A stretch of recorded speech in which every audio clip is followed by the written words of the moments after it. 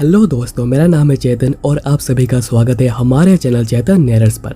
और आज हम revenge of the steel fang के एपिसोड 22 को एक्सप्लेन करेंगे। तो चलो जल्दी से एक्सप्लेनेशन को शुरू करते हैं। एपिसोड की स्टार्टिंग होती है वास्करविल के ट्रिपलेट्स और मोरक्लान के 3 फ्लावर्स के बीच, जिनके पास अर्थ, फायर एंड वाटर की एबिलिटी है, जो मिलकर बहुत ही ज़्यादा पावरफुल होते हैं। और ट्रिपलेट्स ये काम इसीलिए कर रहे हैं क्योंकि वाइगर ने उन्हें एकेडमी के लिए रेकमेंड किया था। फिर उन 6 लोगों के बीच में फाइट स्टार्ट होती है, जिसका बस लोग मजे ले रहे थे, पर वाइगर बड़ा बोर हो रहा था क्योंकि सब कुछ बस वेस्ट ऑफ टाइम है और वो तो चाहता है कि ट्रिपलेट्स यहाँ पर ही मारे जाएं। पर उन 6 के बीच बिल्कुल बराबर की टक्कर हो रही होती है। पर तभी उन पर साइड से कोई फायर मैजिक का यूज करता है, जिससे कि वहाँ पर एक धमाका होता है और वाइगर एक्सपेक्ट कर रहा था कि वो सभी मर जाए, पर वो नहीं मरते। और फिर हम देखते हैं कि यह हमला कैमस ने किया था। और अगर आपको याद ना हो तो कैमस एक फायर मैच है। कैमस फिर कहती है कि उसे बिल्कुल भी पसंद नहीं कि उसके टेरिटरी में कोई हंगामा करे। कैमस की नज़र फिर वाइगर पर पड़ती है, जिसे देख वो खुश हो जाती है और कहती है कि बहुत दिनों बाद मिल रहे हैं वाइगर वैन वास्करविल। वाइगर सोच रहा था कैमस अपने बेबी फेस से बाहर आ चुकी है और बहुत ही ज़्यादा खूबसूरत लग रही है, जिसके पीछे बड़े से बड़े हाई रैंकिंग ऑफिसर्स भी, इवन मैरिड भी उसके पीछे दीवाने हो रखे हैं। वाइगर कैमस को कहता है कि डोर खोलो, हमें अंदर जाना है। कैमस कहती है, क्या इतने दिनों के बाद मिलने के बाद तुम बस यही कहोगे? स्टैफर्ड सोच रहे होते हैं कि यहाँ पर ट्रिपलेट्स के फाइट देखने के बाद लगता है कि अभी यहाँ पर सुपरनोवास के बैटल देखने को मिलेगी। पर कैमस तभी कहती है कि आखिर तुम्हारे फ्यूचर वाइफ के प्रति ये कैसा एटीट्यूड है, तुम्हें इसके लिए बिल्कुल 0 पॉइंट्स मिलते हैं। वाइगर कहता है, क्या वाइफ? इसके बाद सीन कट होता है जब वाइगर कैमस के साथ टेरिटरी के अंदर घूम रहा होता है और दोनों बारबरियंस के बारे में बातें कर रहे होते हैं। कैमस पूछती है कि बारबरियंस में कौन से ट्राइब सबसे ज्यादा एनोइंग होते हैं, तो वाइगर कहता है कि वारियर ट्राइब बालक और सोर्सरर ट्राइब रोकोको।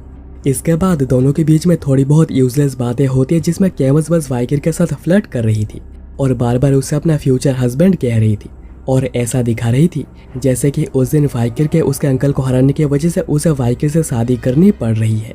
पर जैसे कि हम सभी को पता है, कैमस वाइगर को बहुत ही ज़्यादा पसंद करती है। पर वाइगर कहता है कि बिल्कुल भी चिंता मत करो, मैं ऐसे प्रिटेंड करूंगा जैसे कि उस दिन कुछ हुआ ही नहीं था। तो कैमस गुस्से में वाइगर का 7 साल पहले दिया हुआ कोट उसके मुंह पे फेंक कर मारती है और कहती है, बेवकूफ़, जो चीज़ हो गई आखिर तुम उसे कैसे नकार सकते हो? याद रखो, मैं एक जीनियस हूँ, एक बार मैं कुछ देख लेती हूँ उसे मैं कभी भी नहीं भूलती हूँ। पर वाइगर यहाँ पर सोच रहा था कि आखिर उसने मेरे चेहरे पर ये क्या फेंका, पर जल्दी उसे याद आ जाता है कि आखिर ये क्या है और वह मन में कहता है कि क्या उसने ये मुझे बिना धोए वापस किया है। खैर, कैमस आगे कहती है कि बारबरियंस रूबी माइंस पर हमला इसलिए करते हैं ताकि वो लूट मचा सके और स्लेब्स को अगवा कर सके, और वो स्लेब्स को अगवा इसलिए करते हैं ताकि वह उन्हें लेकर कहीं और बेच सके। और इस दीवार को बहुत अर्थ एंड आयरन मैजेस ने मिलकर 1 महीने में तैयार की है। वाइगर कहता है कि जैसा कि मोरक्लान के मैजेस से एक्सपेक्ट किया जाता है, 1 महीने में उन लोगों ने जो काम कर दिया है, कई सौ लोग मिलकर इसे 1 साल में कंप्लीट करते हैं। और क्या ये एरोस के निशान है जो कि बालक्स के हमले की वजह से हुई है? कैमस कहती है कि तुमने बिल्कुल सही कहा, उनके एरोज में स्ट्रॉन्ग ऑरा इन्फ्यूज्ड होती है और रात को बहुत से लोग उनके एरो से मारे जाते हैं। उनके एरोस के सामने 2-3 मीटर की दीवार भी कुछ काम नहीं करती।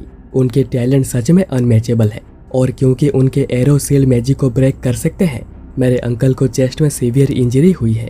पर अच्छी बात यह रही कि वो अभी ठीक है, पर उनके सान को बहुत ज़्यादा ठेस पहुंची है। तो वाइगर कहता है कि हमारे पैट्रियार्क के साथ भी कुछ ऐसा ही हुआ है। मैंने सुना है कि उनके नाक पर चोट आई है। ऐसा लगता है कि उन बारबरियंस के बीच कोई एक टैलेंटेड है। कैमस कहती है कि मुझे वो कोई लड़की लगती है, पर क्योंकि वो अपने शरीर को पूरा काला रंग कर देते हैं, उनके फिजिक को देख पाना बहुत ही मुश्किल होता है। तब एक लड़की भागते हुए आकर कहती है कि फोर्ट्रेस के भाई सेठ, मुझे लगता है कि आपको जल्दी आना चाहिए।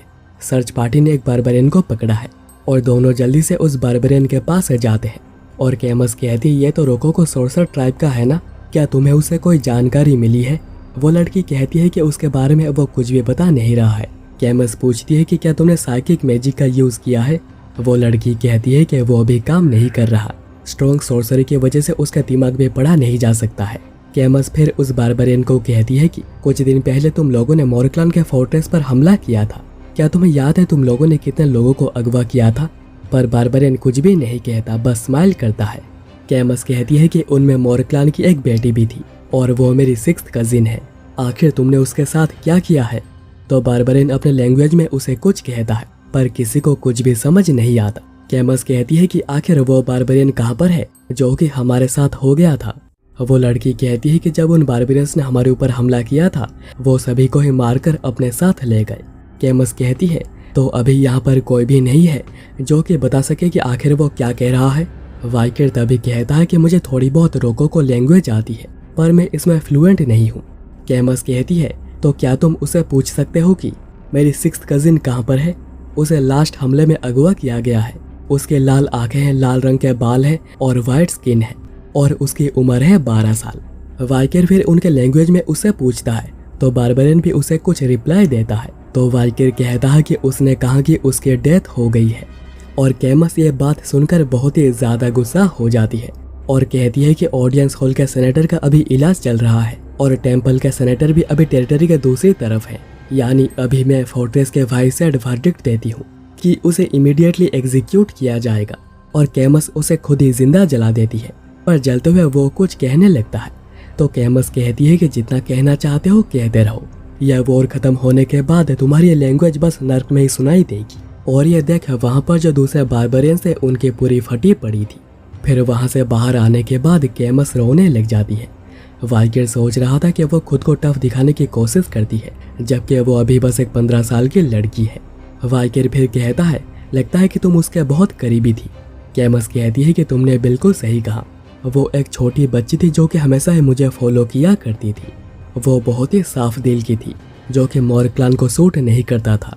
वाइकर कहता है कि तुम ज्यादा दुखी मत हो, मैं श्योर हूँ कि उसने ये दुनिया बहुत ही कंफर्टेबली छोड़ी होगी। कैमस कहती है कि क्या तुम्हें लगता है कि मैं कोई स्टूपिड हूँ? इवन तो मुझे उनकी लैंग्वेज नहीं आती पर मैं थोड़ी बहुत समझ पाती हूँ। सच बताओ क्या मैंने जो सुना वो सच है? वाइकर मन में कहता है कि क्या उसने नोटिस कर लिया? वाइकर फिर कहता है कि उसने कहा था कि हम लोगों ने उसे खा लिया। और ये सुनकर तो कैमस और भी जोर जोर से रोने लग जाती है और कहने लगती है कि मुझे माफ कर दो, मैं तुम्हारी बड़ी बहन होने के बाद भी तुम्हें प्रोटेक्ट नहीं कर पाई। वाइकर यह देखकर उसे संभालने की कोशिश करता है पर अपना हाथ इससे आगे बढ़ा नहीं पाता और ये एपिसोड यहीं पर खत्म हो जाती है।